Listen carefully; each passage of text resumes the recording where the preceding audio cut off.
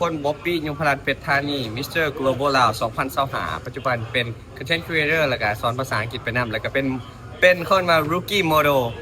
บ่เคยยกเว้นว่าเขาประกวดอยู่ลาวนะแล้วหลังจากนั้นเขาก็ถือเลือกน้องเป็นตัวแทนของมิสเตอร์กลบอลลาวนะแล้วก็มาประกวดต่อที่เวทีไทยเสียนี่ก็คือว่าเป็นเวที International ครั้งแรกของบ๊อบบี้เลยกดดันบ่ค่อยกดดันเพราะเขารู้สึกว่าเขาเตรียมโตมาหลายเพราะว่าสิเป็นเรื่องยังก็ตามที่มันจำเป็นสำหรับการประกวดนะเขาเตรียมตัวมาทั้งหมดฉะนั้นก็บ่ค่อยกดดันแต่รู้สึกว่าพอเขาเตรียมตัวดีแล้วเขาพร้อมที่จะเจอทุกอย่างพร้อมครับพร้อมท้าทายทุกอย่างใช่ไหมตำแหน่ง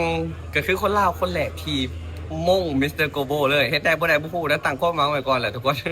ต้องมงต้องที่หนึ่งเป็นคนลาวคนแรกสร้างประวัติศาสตร์นะไหมผมเห็นมากๆเลยก็คือแฟนคนไทยนะแล้วก็แฟนอุบลนี่หลายแห่งนะคนลาวคือกันเนาะกับว่าบอกร่วมๆกันขอบคุณทุกคนหลายๆนะครับขอบคุณมากๆนะครับทุกคนที่สปอร์ตบ๊อบบี้นะครับสปอร์ตกันต่อไปนะครับสู้ต่อไปนะครับจนถึงวันไฟนอลนะครับพรีลิมแล้วก็ไฟนอลวันที่4วันที่5เด้อทุกคนเชียร์บ๊อบบี้หลายๆเด้อเชียร์ประเทศลาวเฮาเด้อ